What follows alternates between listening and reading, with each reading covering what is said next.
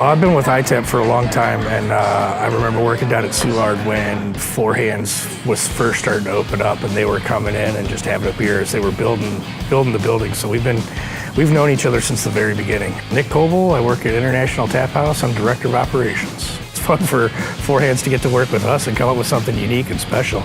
I was sitting down having a beer with my major brands rep.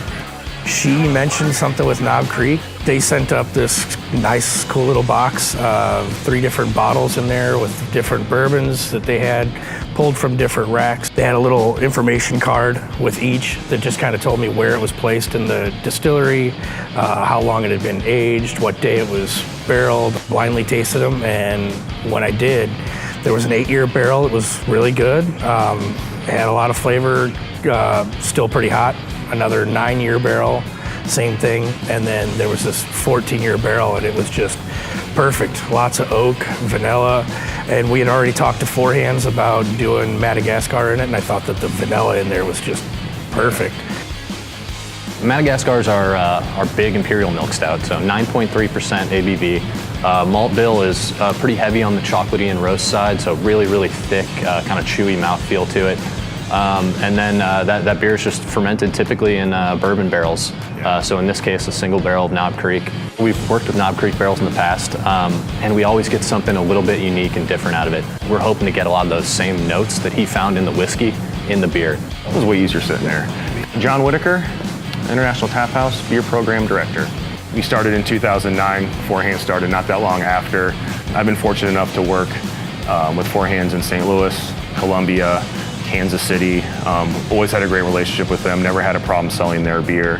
And I think you have to have that in this day and age, having a good local partnership. Four Hands opened back in 2011, and ever since then, that relationship has just continued to grow and expand. iTAP's always been a huge supporter. They've carried a lot of our beers, and we've just had a fantastic partnership with them. And we just want to see that keep going.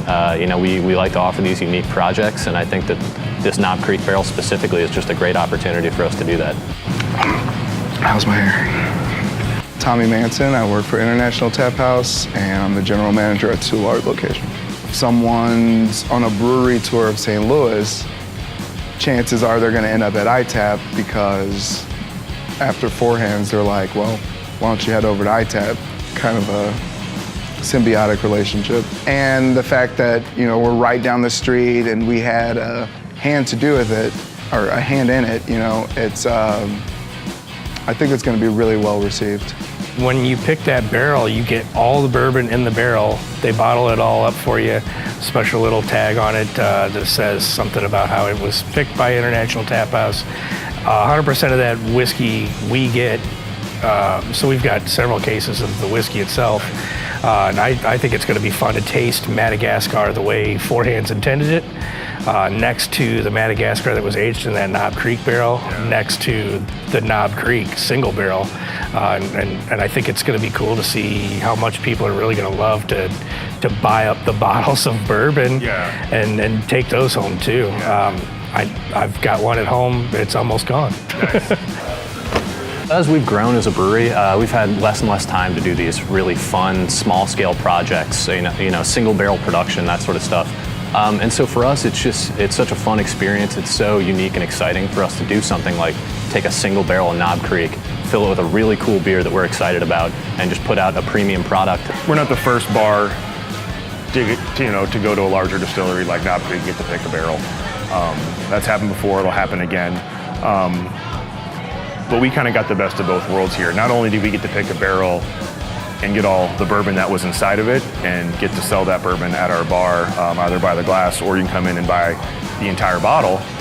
But we're fortunate enough to have relationships say, hey, we got this awesome barrel, we got all the bourbon, you guys want to throw a beer in there too? And when they say, yeah, we got some Madagascar we wouldn't mind throwing in there, and we're just like, cool. Probably one of the most sought after beers that you guys have ever made. And we can throw this in a really dope bourbon barrel with a ton of vanilla and oak in it. That's really, really, really fortunate. And there was some effort to kind of corral everything, but the whole process was, actually fairly smooth from beginning to end. And when that process includes drinking bourbon and drinking beer, then it's a really cool process. and then coming and hanging out at Four Hands and drinking some more beer and talking about it. It's even a cooler process.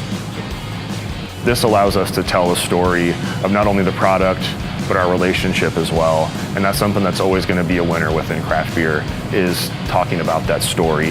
And there's really no better example of it than this.